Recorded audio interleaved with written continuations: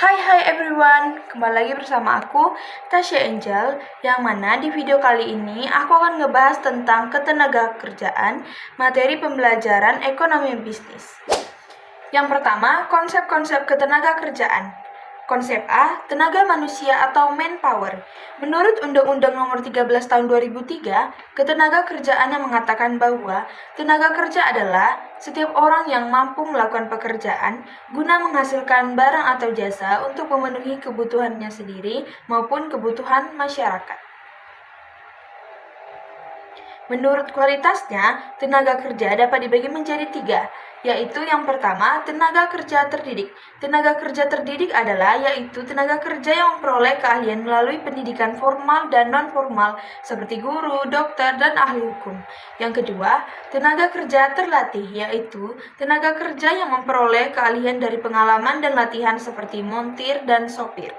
Dan yang ketiga, tenaga kerja tidak terdidik dan tidak terdidik, yaitu tenaga kerja yang tidak memerlukan pendidikan dan pelatihan, contoh seperti buruh kasar dan kuli.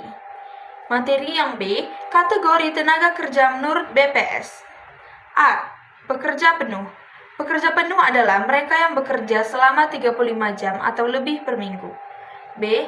Pekerja tidak penuh adalah mereka yang bekerja di bawah jumlah jam kerja normal atau kurang dari 35 jam per minggu. Pekerja tidak penuh terdiri atas setengah menganggur, mereka yang bekerja atau kurang dari 35 jam per minggu, mereka yang masih mencari pekerjaan, atau dahulu disebut setengah menganggur terpaksa. 2. Pekerja paruh waktu, mereka yang bekerja kurang dari jam normal, yaitu kurang dari 35 jam per minggu, tetapi tidak mencari pekerjaan atau tidak bersedia menerima pekerjaan lain, dahulu disebut setengah menganggur. Materi yang kedua adalah angkatan kerja. Angkatan kerja adalah penduduk perempuan atau laki-laki yang berumur antara 15 sampai 64 tahun yang bekerja atau mencari pekerjaan atau menganggur. Jadi, angkatan kerja adalah bagian dari tenaga kerja. Yang bukan angkatan kerja usia 15 tahun ke atas, yang sekolah, yang mengurus rumah tangga, pensiun, orang lumpuh total, dan yang tidak lagi mau atau mampu bekerja. Angkatan kerja atau labor force dikelompokkan menjadi 2, yaitu yang pertama, penduduk yang melakukan suatu pekerjaan dengan tujuan memperoleh pendapatan yang lamanya bekerja paling sedikit 1 jam selama seminggu sebelum pencacahan atau sensus. B. Penduduk yang selama seminggu yang dalam sensus tidak melakukan pekerjaan atau pekerjaan kurang dari 1 jam adalah 1. Pekerja tetap. Pegawai-pegawai pemerintah atau swasta yang sedang tidak masuk bekerja karena cuti, sakit, mogok, atau perusahaan menghentikannya untuk sementara. Yang kedua, petani yang mengusahakan tanah pertanian yang tidak bekerja karena menunggu panen atau menunggu musim hujan.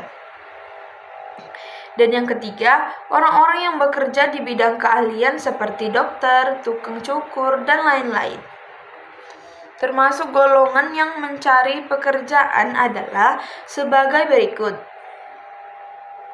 Yang pertama, penduduk yang belum pernah bekerja dan sedang berusaha mendapatkan pekerjaan.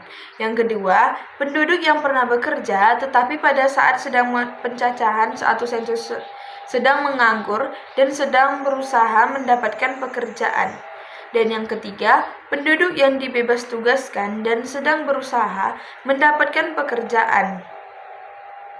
Dan materi yang ketiga yang terakhir, kesempatan kerja atau demand for labor, yaitu suatu keadaan yang menggambarkan tersedianya lapangan kerja yang siap diisi oleh pencari kerja. Termasuk di dalamnya adalah lapangan kerja yang sudah diduduki dan yang masih lowong. Sekiranya hanya itu materi yang bisa saya sampaikan. Saya mohon maaf apabila ada salah kata atau pemahaman materi yang salah dari saya. Sekian, terima kasih. Thank you for watching.